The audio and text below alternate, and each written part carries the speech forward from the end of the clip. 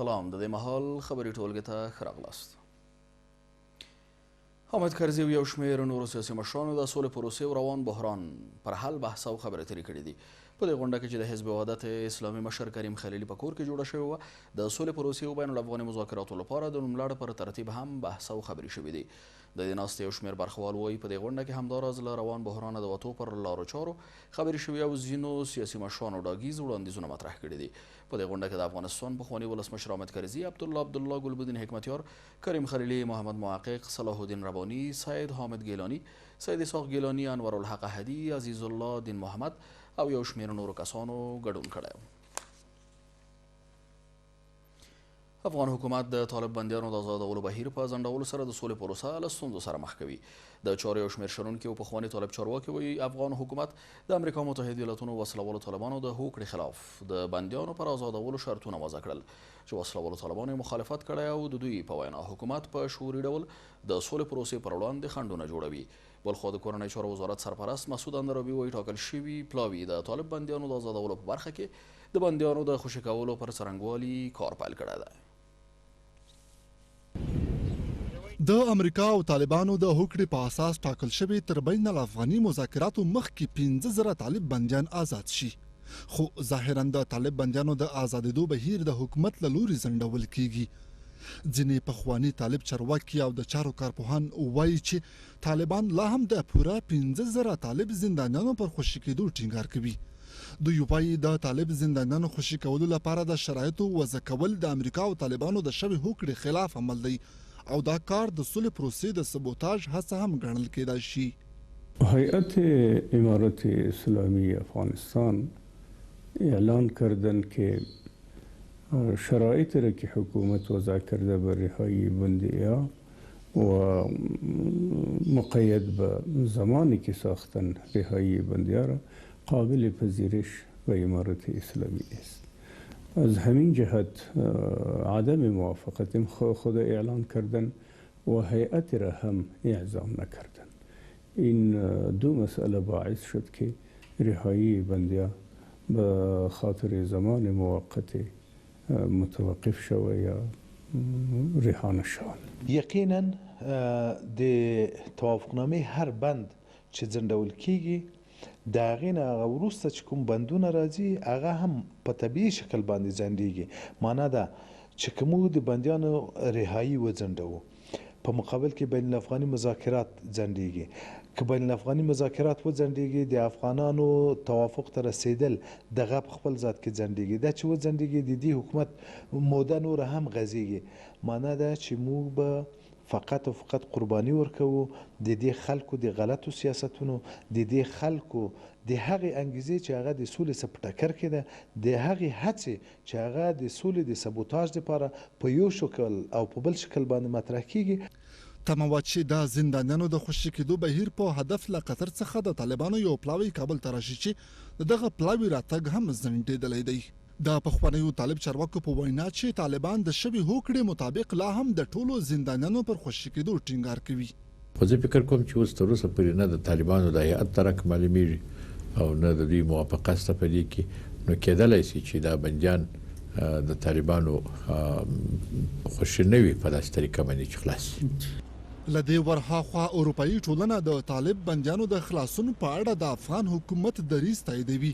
د افغانستان لپاره د اروپایي ټولنې ځانګړي استازي رولاند کوبیا پر خپله ټویټر پاڼه لیکلي چې افغان حکومت د هوکړې برخه نه ده او نه یې په دې اړه رضایت ښودلی دی. د طالبانو دریځ په حق دی چې ګینې د بندیانو د خلاصون په اړه د امریکا او طالبانو ترمنځ په شوې هوکړه کې شرطونه نشته، خو دا هم حقیقت دی چې افغان حکومت په دغه هوکړه کې دخیل نه دی او نه یې د شوې هوکړې په اړه کوم رضایت ښودلی. خو د کورنیو چارو وزارت سرپرست چې یوې خبري ناستې ته یې وینا کوله وویل چې د طالب بندیانو د آزادولو په برخه کې ټاکل شوي پلاوي د بندیانو آزادولو څرنګوالي باندې کار پیل کړی دی. نوموړی وایي د فرمان له مخې هره ورځ 100 تنه طالب بندیان آزادېږي. موږ د وزارت داخلي وزارت او بل وزارتونو هیئت ټاکل شوی دی چې دا هیئت زمونږ نماینده هم پکې ټاکل شوی دی چې دوی به جلسات کوي او د دغو 100 کسانو چې په اول کې بیا بل په ورځ کې د څوک په کوم مرحله کې د ټول هغه هیات په کار کوي او د طبعا که دوی خوشي شي تاسو نه پټ نه پاتې کیږي او ټولو ته به دا معلومات ورکوئ. د کب 24مه د طالب زندانیانو د خوشي کېدو نیټه به داسې ګونګسي وي چې د طالب زندانیانو یوه جوپه خلاصه شي. ډېره هڅه مو وکړه چې په دې اړه د ولسمشرۍ ماڼۍ او دغه راز ملي امنیت شورا چې د بندیانو د خلاصون په اړه د ولسمشر د فرمان د تطبیق مسؤلیت لري نظر واخلو، خو په دې کار بریالي نشو. په افغانستان کې د کوویډ-19 یا کرونا ویروس مثبت پیښې 11 ته ورسېدې. تازه د روغتیا وزارت په کاپیسا، بلخ، سمنګان او هرات ولایتونو کې د 4 تازه پیښو له ثبتېدو خبر ورکړی چې له دې سره په افغانستان کې پر کرونا ویروس د اخته کسانو شمېر 11 تنو ته لوړ شوی ده. په ورته مهال په ملي شورا کې د لویدیځ حوزې استازي د دې ویروس له پراختیا اندېښنه ښیي او وایي هره ورځ له ایرانه سلګونه افغانان د افغانستان لویدیځو ولایتونو ته راځي، خو دغه ټول کسان په سمه توګه چک او نه معاینه کیږي. کرونا ویروس چې په دې وروستیو کې په نړیواله کچه د رسنیو سرلیک او نړۍ ته په ستر ګواښ بدل شوی، افغانستان کې هم د دې ویروس مثبت پیښې ورځ تر بلې په ډېرېدو دي. د افغانستان د عامې روغتیا وزارت چارواکي وایي چې تازه په بلخ، کاپیسا، هرات او سمنګان ولایتونو کې د کوویډ-19 یا کرونا ویروس 3 نورې مثبت پیښې ثبت کړي دي. چارواکي وایي د دې پیښو په ثبت سره په افغانستان کې د کرونا ویروس 11 مثبت پیښې ثبت شوي دي. اخیراً 4 رویداد مثبت ویروس کرونا یا کووید-19 در ولایت‌های هرات، کاپیسا، بلخ و سمنگان به ثبت رسید. تعداد مجموعی واقعات مثبت ویروس کرونا به 11 واقعه میرسه. مطابقی تمام تست‌های مشکوکی که تست شده منفی میشه. 6 واقعه در ولایت هرات، 3 واقعه در ولایت سمنگان، 1 واقعه در ولایت بلخ و همچنین 1 واقعه در ولایت کاپیسا به ثبت رسیده است. په ورته وخت کې په ولسی جرګه کې د جنوب لویدیځو ولایتونو وکیلان په یوه ناسته کې وایي چې هر ورځ لویدیځو ولایتونو ته له ایران څخه سلګونه افغانان راځي، خو په سرحدونو کې روغتیایي تدابیر ډیر کم نیول شوي دي. دوی وایي د عامې روغتیا وزارت باید کډوال قرنطین کړي او وروسته له چک نه یې آزاد کړي. ما وکیلای زون غرب از دولت جمهوری اسلامی افغانستان میخواهیم که مهاجرینی که وارد افغانستان میشه جدا اینا قرنطینه بشن. دیروز 5925 نفر از مرز میلک جمهوری اسلامی ایران وارد افغانستان شده که هیچ امکانات برای تست زیان وجود نداره، برای قرنطینه وجود نداره. ما امیدوار هستیم وزارت صحت عامه در این راستا توجه خاص بده. ولایات حوزه غرب بیشتر از این جریان ضرر میبینن و چون که مرزایی که مردم از کشورهای همسایه میان بیشتر به حوزه غرب ربط دارد. وکیلان همداراز ټینګار کوي چې د دې ویروس په مخنیوي کې باید بېغوري ونه شي، که نه د پراخېدو په صورت کې به یې کنټرول خورا ستونزمن کار وي. د سویل لویدیځ زون وکیلان د دې ویروس د مخنیوي په برخه کې له نړیوالو غوښتنه کوي چې له افغانانو سره مرسته وکړي څو د دې ویروس مخنیوی وشي. وکیلان همداراز نیوکه کوي چې په ایران کې پر کرونا ویروس اخته شوي افغانان د ایراني چارواکو له لوري اعدام کیږي، خو افغان حکومت هیڅ غبرګون نه دی ښودلی. ایران کې زموږ د افغانانو سره دور ظلم د زه د بادغیس د راکړل د نورو ولایتونو د راکړل 1 لک نفوس موږ په ایران کې مزدورکاري دپاره کړي دا دونه ظلم ورسره روان دی چې ته باور وکړه چې قرنطین د ډوډۍ ویشي نه ورسي. دا انسانان دي، دا حیوانان نه دي. د حکومت افغانستان څخه غاړه د رئیس صاحب جمهور د وزارت خارجه څخه غاړه چې دا د هیات واسطه دونه ظلم روان دی، اعدامونه شروع دي. داسې مصر فیلمونه است په سند بس سپاش موږ ته راستولي. همکاران بین المللی خود هم خواهش میکنیم تا در کنار مردم افغانستان در این روزهای سخت بایستند. د کرونا ویروس له پراخېدو څخه د مخنیوي لپاره د افغان حکومت د تازه پریکړې له مخې په افغانستان کې ټول ورزشي پروګرامونه منع شوي او په مزار شریف کې د نوروز کلنی جشن هم سږکال لغوه شوی دی. افغان حکومت له خلکو غوښتنه کړې څو په تجمعاتو کې له ګډونه ډډه وکړي. د عامې روغتیا وزارت د معلوماتو په اساس 52 نورې مشکوکې پیښې هم په لابراتوارونو کې تر څېړنې لاندې دي چې د هغو پایلې به هم ډیر ژر له رسنیو سره شریکې کړل شي. په همدې حال کې به افغان حکومت د کرونا ویروس له امله د زده کړو ټول خصوصي او دولتي مرکزونه تر یوې میاشتې رخصت کړي دي. د ولسمشر سلاکار وحید عمر وایي د روغتیا وزارت، پوهنې، لوړو زده کړو او اطلاعات او فرهنګ وزارتونو په وړاندیز او د ولسمشر په منظورۍ ټول تعلیمي مرکزونه د راتلونکي 1499 کال د اورې میاشتې تر 13 رخصت دي. دا په داسې حال کې ده چې په افغانستان کې د کرونا یا کوویډ-19 ویروس له امله 11 مثبتې پیښې ثبت شوي دي.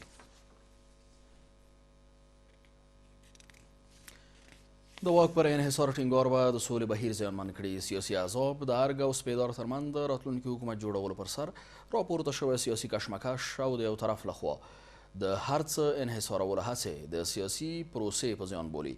دوی وایي د دواړه اړخونه باید جوړجاړي ته ورسیږي ځکه سوله خلکو ته لومړیتوب لري او نوی حکومت باید د سولې مذاکرې تر پایلې چارې سمبال کړي. د نوي حکومت جوړېدو پر سر روان کشمکش د ټولنې راتلونکي سیاسي او اجتماعي وضعیت په تړاو اندېښنې راپورته کړي دي. سیاسي احزاب او جریانونه اندېښنه ښیي چې د روان سیاسي بحران دوام او د یو اړخ له لورې د هر څه انحصارولو هڅې به د سولې پروسې باندې د تاثیراتو سربیره نورې ناوړه پایلې هم ولري. دوی وایي اشرف غني او عبدالله باید هر څه ژر جوړجاړي ته ورسیږي او د سولې مذاکرې په نتیجه کې د راتلونکي حکومت تر جوړېدو پورې د واک خلا ډکه کړي. دا د افغانستان د خلکو غوښتنه ده او دا که یو لوری په دې کې ټینګار کوي او مشر ټول هر څه ځان ته غواړي، خو د افغانستان خلک به ورته وایي او دا طبیعي خبره ده چې دا په سوله باندې تاثیر لري. نو د دې لپاره دغه د اولیت زموږ د ټولو سوله ده او دا صرف یو نظام به وي تر هغه وخته پورې چې دا د سولې مذاکرې یو پایله ولري، یو پایلې ته رسیږي. نو د هغې دپاره دا پکار دا ده چې څومره ژر کېدای شي جوړجاړی وشي. د افغانستان لپاره د ناټو ملکی استازي په یو ویډیو پیغام کې چې په خپل ټویټر باندې خپور کړی پر سیاسي مشرانو غږ کړی چې سیاسي بحران ته د حل لار موندلو له لارې د ټولنې یووالي او د کرونا وایروس مخنیوي برخه کې اقدام وکړي. The political leadership cannot find a way. د افغانستان سیاسي مشران د سیاسي بحران ته د جوړجاړي د لارې مناسبه حل لار پیدا کړي او په یووالي سره د سولې پروسې پر مخ بیولو او کرونا ویروس مخنیوي پر وړاندې اقدامات وکړي. To find a compromise and solve their political differences.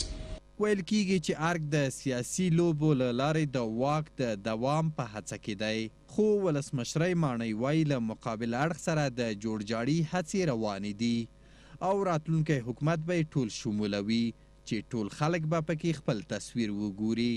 د نظام جوړښت د خلکو د ارادې سره ارتباط لري. څنګه چې تاسو هم پوهیږئ دا خلک دي، د افغانستان ولس دي چې ټاکنو کې ګډون کوي او خپل د ارادې د تمثیلولو پر بنسټ خپل نظام جوړوي.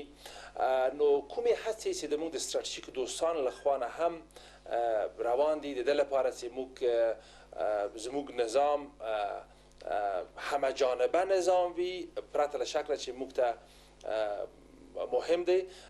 د طالبانو او امریکا ترمنځ د موافقتنامې پر اساس د 15,000 طالب بندیانو آزادېدو او د هوکړې لاسلیک 10 ورځې وروسته بین الافغاني مذاکراتو پیلېدو ته اشاره شوې، خو ارګ له طالبانو سره د بندیانو خلاصون سربیره په کور دننه د نوي حکومت او مذاکراتي هیئت پر سر سیاسي کشمکش کې ښکیل دی.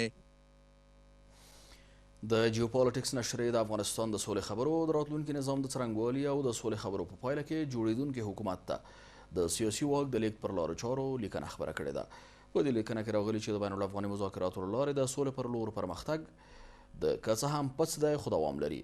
په دې لیکنه کې د بین الافغاني مذاکراتو په پایله کې سولې ته له رسېدو وروسته راتلونکي حکومت ته د واک د لیږد لپاره د 2000 لومړي میلادي کال په څېر د یوې بلې انتقالي یا موقتې ادارې د رامنځته کېدو سپارښتنه شوې ده. د امریکا او طالبانو ترمنځ د سولې د توافق له لاسلیک وروسته د بین الافغاني مذاکراتو په لور پرمختګونه پڅ او ټکنۍ دي. د امریکا او طالبانو توافق چې د ملګرو ملتونو د امنیت شورا په ګډون مختلفو خواو تایید کړی، د طالبانو او اوسنی حکومت د استازو په شمول د افغانانو د مختلفو خواو او جریانونو ترمنځ د سولې او د هیواد راتلونکي سیاسي نظام د څرنګوالي په اړه خبرو ته لار پرانیزي. په دې لور پرمختګونه کې هم تر اوسه په صفر حساب دي، خو عام افغانانو او د افغانستان د قضیې نړیوالو لوبغاړو هیلې ورپورې تړلې دي. د جیوپالیټکس نشریې د افغانستان د سولې د خبرو د دغو خبرو پایله کې د رامنځته کېدونکي حکومت د څرنګوالي او بیا هغه حکومت ته د سیاسي واک د لیږد په لارو چارو لیکنه خپره کړې ده. په دې لیکنه کې راغلي چې افغانستان راتلونکي حکومت ته د واک د لیږد لپاره یو ځل بیا د 101 کال په څیر د یوې بلې انتقالي، عبوري او یا موقتي ادارې رامنځته کېدو ته اړتیا لري. څومره چې د راتلونکي رژیم او حکومتوالۍ څرنګوالی مهم دی، په همدې کچه د هغه کس انتخاب هم اړین دی چې دا پروسه د مذاکراتو پایله کې رامنځته کېدونکې ادارې ته په بریالیتوب سره انتقال کړي. په دې لیکنه کې پر دې هم بحث شوی چې د دې ادارې مشرۍ ته باید د پخوانی ولسمشر حامد کرزي په څیر وړ او مناسب شخص وموندل شي. طالبان نور افغان خواوي او د افغانستان نړیوال ملاتړي به چې د سولې بین الافغاني مذاکراتو ته زمینه سازي کوي، د یو داسې شخص موندلو ته اړتیا ولري چې افغانستان کې د موجودو اختلافاتو، تناقضاتو او توپیرونو ترمنځ پل وګرځي. حامد کرزي ته ورته کرکټر له طالبانو راوروسته 14 کاله د ادارې مشري وکړه. حقیقت دا ده چې په اوسني افغانستان کې له دومره نفوذ، تجربې، وړتیا او د متفاوتو لیدلورو ترمنځ د وصل پر نقطې د ګرځېدو لپاره له حامد کرزي پرته بل شخص نه تر سترګو کیږي. د دې مقالې لیکوال له پخوانیو مجاهدینو سره نږدې اړیکو یوې لسیزې تر ډېرې مودې لپاره په واک کې د پاتې کېدو تجربې او د سیاسیونو او منتقدینو له نیوکو سره طالبانو ته د ورونو خطاب او د هغوی پر وړاندې نرم دریځ ته په کتو سره حامد کرزي د داسې احتمالي رامنځته کېدونکې ادارې لپاره د ټولو غوره او منلې کس بللی دی. په دې مقاله کې هم دا راز راغلی چې راتلونکي حکومت ته واک د لیږد د یو پیاوړي نظام د بنسټ د ایښودلو او تر هغه وړاندې د ټولو غیر مسؤله وسلوالو ډلو د بې وسله کېدو او ټولنه کې د مدغمېدو د پروسې د څار لپاره کلک نړیوال ملاتړ او حتی د ملګرو ملتونو په چوکاټ کې یو سوله ساتي ماموریت ته اړتیا پېښه شي. د جرمني پارلمان د غوڅ ملاتړ ماموریت په چوکاټ کې د هیواد ځواکونو د کار دوام ته مثبته رایه ورکړه. د افغانستان لپاره د جرمني ځانګړی استازی مارک پوتسل وایي د جرمني پارلمان د رایو په اکثریت منلي چې ځواکونه به تر 2021 میلادي کال د غوڅ ملاتړ ماموریت په چوکاټ کې خپلو فعالیتونو ته دوام ورکړي. نوموړی وایي دا د ښکارندوی دی چې جرمني به هیڅکله افغانستان یوازې پرېنږدي او دلته له افغان حکومت سره هر ډول همکارۍ ته چمتو دي. په ورته مهال د فنلند د بهرنۍ چارو وزارت هم ویلي دوی له افغان حکومت او ملګرو ملتونو سره یو ځای له افغانستان سره له 2021 څخه تر 2024 میلادي کال د مرستو جلبولو لپاره د روان میلادي کال په نوامبر میاشت کې په ژنوا کې نړیوال کنفرانس جوړوي. کورنۍ چارو وزارت وایي اجازه نه ورکوي چې روان سیاسي جنجالونه د امنیتي ځواکونو پر لیکو اغیز وکړي. مسعود اندرابي چې ملت ته د ځواب ورکونې په هدف ناستې ته خبرې کولي ویل ډاډمن دی چې ژر به د سیاسي مشرانو ترمنځ روغه جوړه او پولیس مکلف دي چې په دې مسایلو کې د ښکیلتیا پر ځای خپله دنده ترسره کړي. د کورنیو چارو وزارت مسؤلان هغه اندېښنو ته چې ګنې په هیواد کې روان سیاسي جنجالونه به د پوځ په لیکو منفي اغیزه وکړي وایي اجازه نه ورکوي چې ملي پولیس په سیاست کې ښکیل شي. مسعود اندرابي چې ملت ته د ځواب ورکونې په مناسبت ناستې ته خبرې کولي ویل باور لري چې د سیاسي مشرانو ترمنځ به ژر روغه وشي او وضعیت به عادي حالت ته راوګرځي. مشکلات سیاسی میمانه به سیاستمدارای ما و ما مطمئن هستم که اونا جرمه و رایش پیدا میکنه. ما در راه تأمین امنیت مردم افغانستان، تنفیذ قانون و مبارزه جدی با مردم و با دشمنای مردم افغانستان مأمور هستیم و وظایف خود به پیش میبریم. ما هیچ نوع برخورد سلیقوی و سیاسی در بخشای کاری خود نداریم. د کورنیو چارو وزارت سرپرست وایي سږ کال د افغان پولیسو خپلواک عملیات څو چنده زیات شوي او د تیر کال په پرتله د تلفاتو کچه هم راټیټه شوې ده. نوموړی وایي سږ کال د ملي پولیسو د تلفاتو کچه 11 سلنه او د محلي پولیسو د تلفاتو کچه 26 سلنه راټیټه شوې ده. با وجودی که سطح جنگ بالا بود، نیروهای پلیس 11% کاهش داشت که پیرامون از این کاهش ها میتونم بر برنامه ساختاری و اینا صحبت کنیم و همچنان ما 26% در پلیس تلفات پلیس محلی هم کاهش داشتیم. در ضمن ظرفیت عملیات های مستقل پلیس به شکل بی سابقه امسال بالا برده شد. چارواکي وایي د عبدالعلي مزاري د تلین پر مراسمو د برید څرنګوالي په تړاو څېړنې روانې دي او هغه پولیس چې ناغړي یې کړې پوښتل کیږي. نوموړی وایي د دې پیښې په تورې 3 کسان نیولي دي.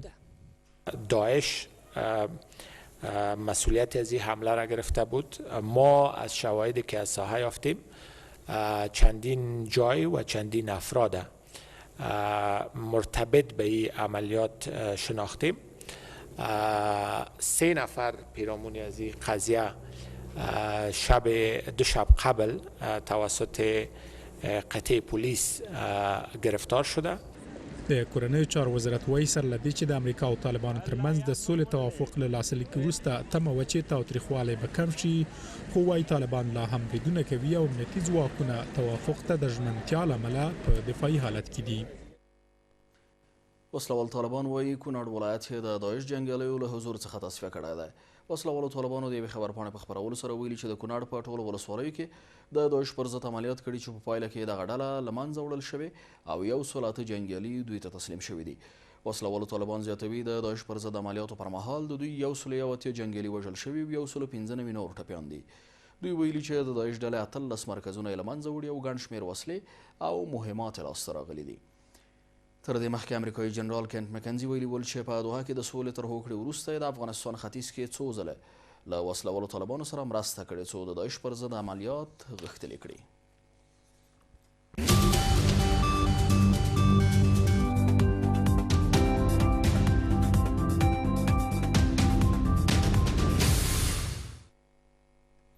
بیا هم ښه راغلاست او دا هم څو بهرني خبرونه. د روسیې ولسمشر ولادیمیر پوتین د پارلمان لخوا اساسي قانون کې رامنځته شوي تعدیلات رسما تایید او لاسلیک کړل. دغه تعدیلات پوتین ته اجازه ورکوي چې د 2024 میلادي کال په ولسمشریزو ټاکنو کې ځان نومان کړي. پوتین د 2020 میلادي کال له پیل سره د روسیې په سیاست او اساسي قانون کې د لوی بدلونونو اعلان کړی و. پوتین تر اوسه نه دی ویلي چې آیا د 2024 میلادي کال ټاکنو ته د نوماندۍ هوډ لري یا که نه. په ایران کې په یوه ورځ د 90 نورو کسانو له مړینې سره د کرونا ویروس د قربانیانو شمېر 611 ته ورسید. په منځني ختیځ کې ایران د کرونا ویروس له امله تر ټولو زیات اغېزمن شوی دی. په دې هیواد کې نږدې 13,000 کسان اوس پر دې ویروس اخته دي. په اروپا کې که څه هم ایټالیا له دې ویروس څخه ډېره اغېزمنه شوې، خو تازه اسپانیا هم بیړنی حالت اعلان کړی او نورو هیوادونو سره یې تګ راتګ ځنډولی دی. د خبرونو پای له ملتیا مننه کوم. پاتې شپه نیکمرغه. تر بیا د خیر.